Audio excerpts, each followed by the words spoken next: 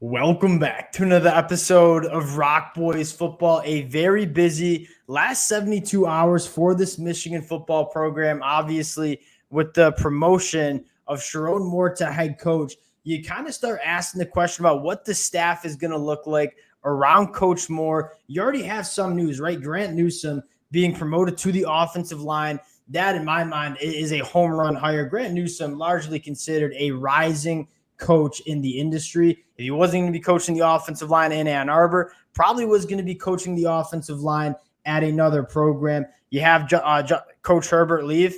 You kind of replace him with a guy in Justin Tress who has worked with Ben Herbert throughout his career, dating back to Arkansas. So you kind of feel good about the strength and conditioning program, obviously the backbone of this Michigan program. The last couple of years, Dill, the biggest talking point that we have left on the table right now, or at least the talking point that has the most buzz around it, is who is going to be the next defensive coordinator for this Michigan program with Jesse Minter heading to the NFL. I want to talk about the two names that have really emerged as the top candidates for Michigan. Before we get into it, just want to say one, thank you to you guys and a massive shout out to the Michigan fans. Many of you guys know the boys are massive Michigan fans. It's been a blast talking with you guys throughout that 2023 season. And it is a very busy next couple of weeks for this Michigan program. We'll continue to keep you guys updated with Michigan and what they decide to do with this coaching staff. If y'all do enjoy the content, consider subscribing to the channel. Again, cannot thank you guys enough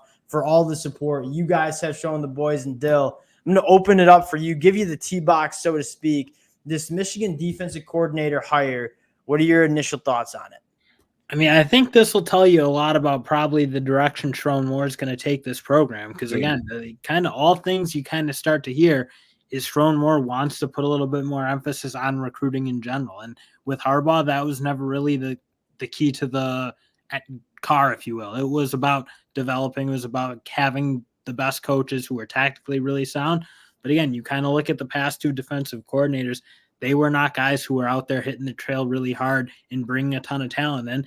And I think that's where you get into the question of how sustainable it is to recruit the way Michigan has in that outside that top 15 kind of range and still win a lot of games year after year after year. Because again, I think we do like to talk about the coaches really making all the difference on the defensive side of the ball.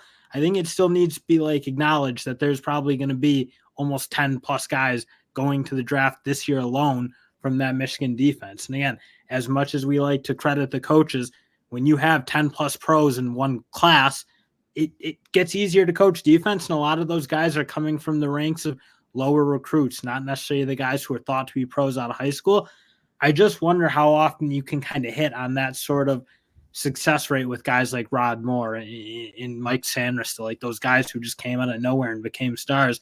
Because at the end of the day, to play defense, you need to have studs. Yeah, and like the one talking point on that is how much credit you can give to Jesse Minter and Coach Mike McDonald in terms of putting those guys in the right positions to be successful in terms of the development standpoint, because that obviously has been a really strong suit for this Michigan staff, specifically on the defensive side of the football. But I totally see where you're coming from, and I think that this hire is going to tell you a lot about where Sherrone Moore wants to go with this program. You think back to Sherrone Moore and how he really kind of rose up the ranks for Michigan. He was the ace recruiter for Michigan.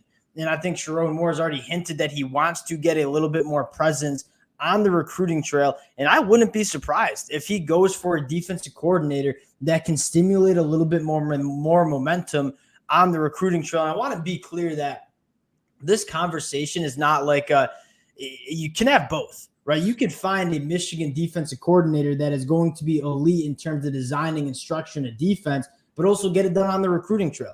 But often if you go to the NFL, those guys don't have a ton of experience on the recruiting trail. They don't have those relationships with high school coaches.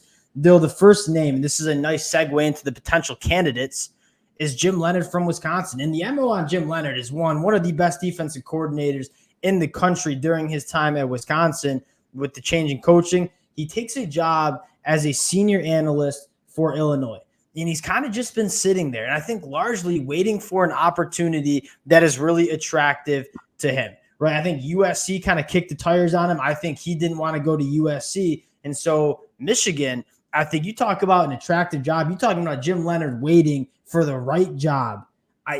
all this talk about Michigan not going to be as good as they were in 2023. You look at that defense and the amount of talent that they have returning.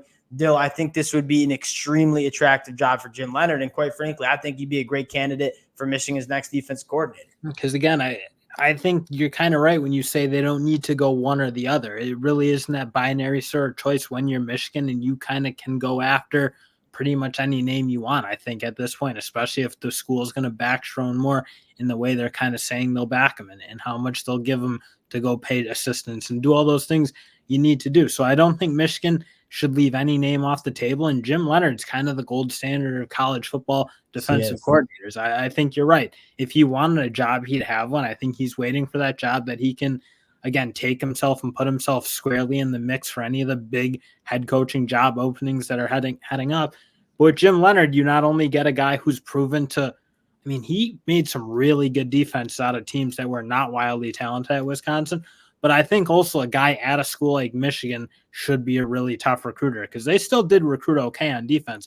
They just don't recruit at the level I think Michigan should be able to. Yeah, they just don't have the resources. And you look at Jim Leonhard, I think he's kind of the best of both worlds, right? An elite defensive coordinator, elite defensive mind, but also a guy that has a ton of experience going into athletes' house and talking with the family and kind of winning those recruiting battles. And again, a guy like Jesse Minter, a guy like Mike McDonald, like limited experience going to high schools, going into parents and families' homes and trying to win those recruiting battles. Jim Leonhard has that experience. Now, there also is the flip of the coin argument that is kind of continuing what has given Michigan a ton of success. And again, I would like to kind of nail down that point that I don't think Michigan is going to make a bad hire, whether it's Jim Leonhard, whether it is John Igorugwu, Coach E.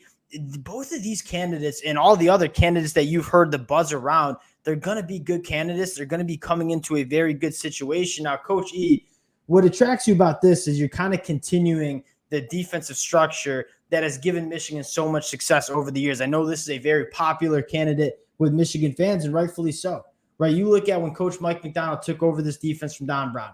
It took massive steps in year one because of the defensive scheme and kind of the nuances that they ran. And it continued to get better going into Minter year 2 and year 3. And so you bring in a guy like Coach E who has familiarity with what Minter wanted to do on defense going back to his time at Vanderbilt and the Baltimore Ravens.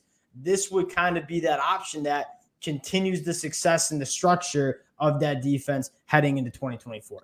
And again, I wouldn't be at all criticizing this hire again. I think he would very much fit the Minter McDonald bill. I think, again, my only concern about that is if you can't recruit, I just wonder how, again, because I just think defense is about the players. I mean, it does matter. The scheme for sure matters. I think Don Brown almost gave everybody coming behind him like a nice look, because his was so antiquated and he was such a dinosaur in terms of what he was doing. That again, if you just ran much more of a normal, modern day defense, you were always going to look a little bit better. But again, McDonald and Minter were obviously awesome. I just think, again, you look at those really great defenses, they have a lot of great players. And frankly, that was Michigan this year. I think they did hit on so many guys who are undervalued at just a rate that, again, that's just the one question I think that pops in my mind is how sustainable is that? And then again, if you want to continue that model of not really emphasizing the recruiting, how many years can you string together great defenses? And I think a conversation that I think Sherrone Moore would have with a guy like Coach is, hey, we want to run the same defense that has given Michigan so much success over the last couple of years. But here's the deal. We have to get it going on the recruiting trail. And if he's kind of bought into getting it going with the recruiting, I think you feel pretty good about this hire. Now, another caveat, Dylan, I was doing some kind of a deep dive into him. Played his college ball at a small school named William Jewell. His teammate in the linebacker room, Coach Dan Lanning. And so, I mean, again, just how many good defensive minds are you rubbing shoulders with? Obviously, Coach E rubbing shoulders with Jesse Minter, rubbing shoulders with Dan Lanning back in the playing days. I mean, I think you like the aspect of that.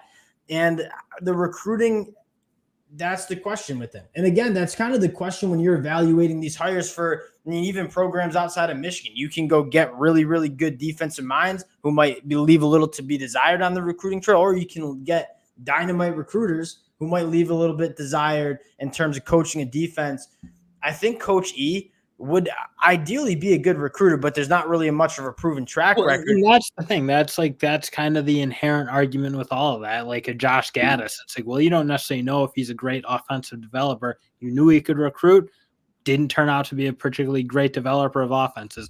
On the other hand, McDonald, Minner, really good developers of defenses, had no real recruiting proof, didn't turn out to be the star recruiters either. So again, it's not to say but also I would argue with that, but they turned out to be phenomenal defensive coordinator hires. And so you can nobody's arguing that, but I think you do need to acknowledge the fact that they were playing with a ton of talent on those defensive fronts, especially in the Minner day. I mean, those teams were so loaded with NFL talent.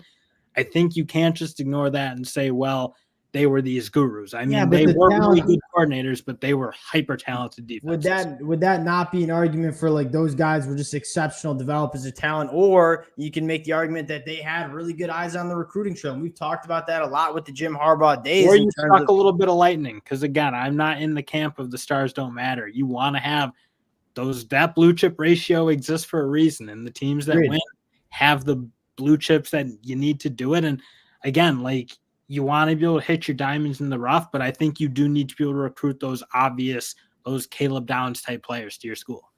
We're gonna have to ask the listeners for their takes. So the boys are splitting. Dill and I have been texting back and forth all day in terms of arguing about this. We thought it'd be a great conversation to have.